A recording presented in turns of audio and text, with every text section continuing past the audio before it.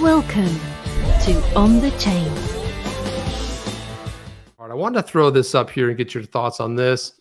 This was in relation to a tweet that John Deaton put up, and he said, so what happens to XRP holders if XRP is declared a security and has to be registered with the SEC? It looks like nobody's explaining that part. John Deaton weighed in and said, well, most likely the status quo would remain in effect during an appeal. A buyback could be arranged for those in the US. And I know the SEC offered a buyback of the very token, but I don't know the specifics. It's up in the air, to be honest. I wanted to get your thoughts on that. Yeah, couple of things. This is something we've thought a lot about, and first of all, the transactions that Ripple is being sued for. So the issuances, to use SEC speak and securities language, the issuances by Ripple of XRP and the sales of by Chris Larson and Brad Garlinghouse, if those were a security, they were only sold to institutions. Okay, so we're talking in the legal speak here, it's an accredited investor, someone who's worth over $1 million, whatever it is now. There's a multi-pronged test for that. So you could have people, it'll be your people like Grayscale, Galaxy Digital, Valhill would probably do something like this, but we would raise a fund, and take investments from accredited investors, and we could deal in it, right? So the banks could deal in it. The banks could be pushing XRP back and forth, no problem, because they're accredited. But it would all be basically exempt from the registration requirements because it would be private placements. They wouldn't be quote unquote public offerings, right? So that's one thing you could see happening. Initially, as the shock of that ruling, I think, would occur, is you'd see a lot of service providers, aka middlemen, trying to make markets in these securities. No different from the way securities are traded this very day. The buyback concept. So, what the underlying premise to where this could head to a buyback is that effectively the government will be taking, especially from the non-accredited investor, your ordinary retail investors who don't meet the accredited test, the government would effectively be taking that XRP from them, certainly taking the rights to make use of their own property, and they'd be taking it without due process of law. That's a violation of the Constitution. So they'd have to pay fair value for it.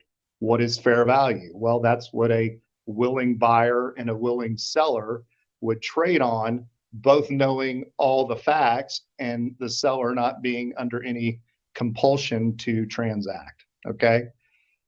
So, there's got to be some full disclosure from the government. Yeah, we're actually going to use this as the plumbing of the global financial system type of a disclosure. It's going to be, the price is going to be set globally at $100,000, $125,000 a token, and that's the way we're going to use it. And so we need to pay you, since you won't be able to use it because it's a security, right? We got to pay you kind of the fair value. No different if I was building a road and I took out your front yard, and I was building this road and I needed to compensate you for taking the road. We'd have to have some valuation done and figure out how much of the property that the government took, and you'd have to be paid fair value for that. Happens every day.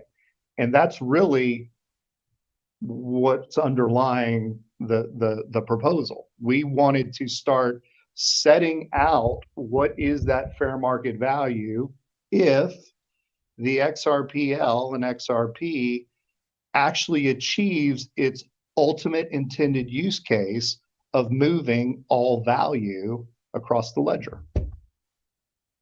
Incredible. So I have it pulled up right here. And so this was FedExed out to basically the Federal Reserve of Boston, New York, Philly, Cleveland, Richland, basically all of them.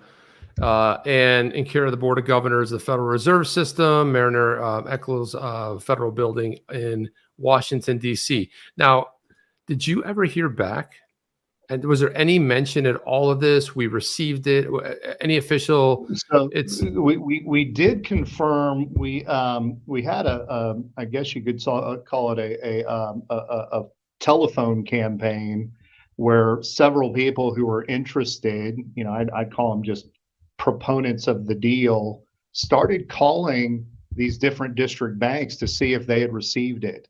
And we did have a confirmation out of a couple of them. At first, they were like, what are you talking about? But we did have confirmation that they received it.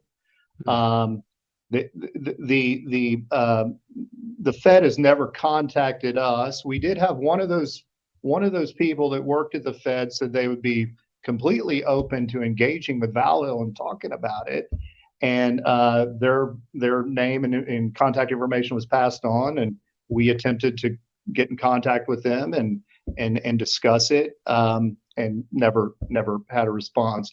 Now, we didn't really expect to get a response, right? That wasn't really the point. The point was to start establishing in the marketplace what the true fair market value was and what an objective party, a reasonably prudent XRP token holder, would take in order to be divested of their XRP, and they'd be happy about it, right?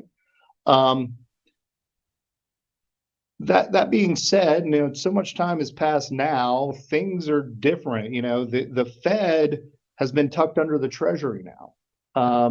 That was something that happened under the Trump administration.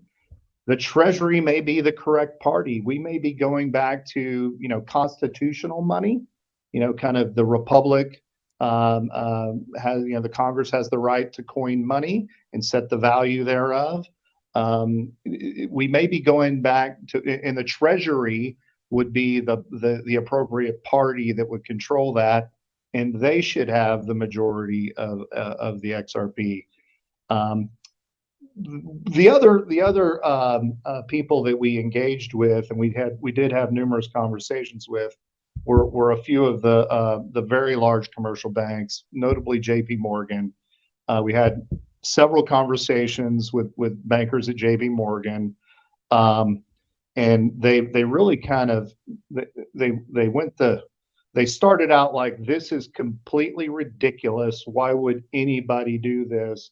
And by the third conversation, I think they started to appreciate what the fees would be if they were actually the liquidating agent, and started to have all that money. Because look, the other thing, the consideration for the price per token is not in dollars. It was in electronic SDRs. So we turned our XRP in, but we didn't want your fiat money. We wanted that asset-backed money that's going to come out of the IMF. Now, what's an average person in America or UK or France going to do with an ESDR, which is really for central banks to engage with each other?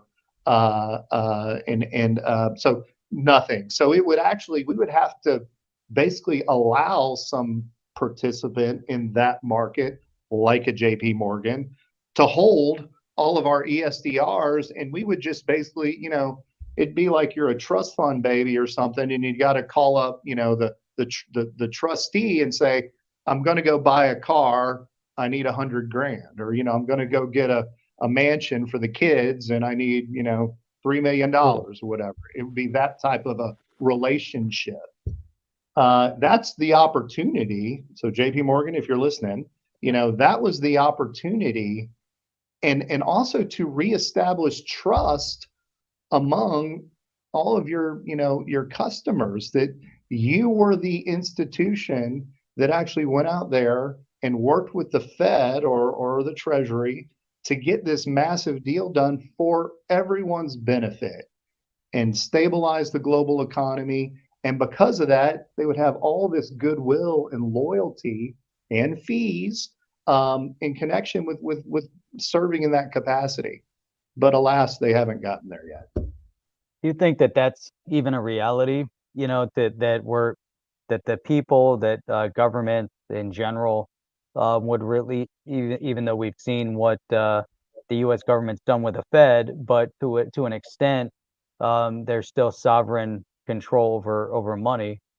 Do you think governments are going to relinquish their full sovereign control over money? Well, this was trying to put the government in a situation, and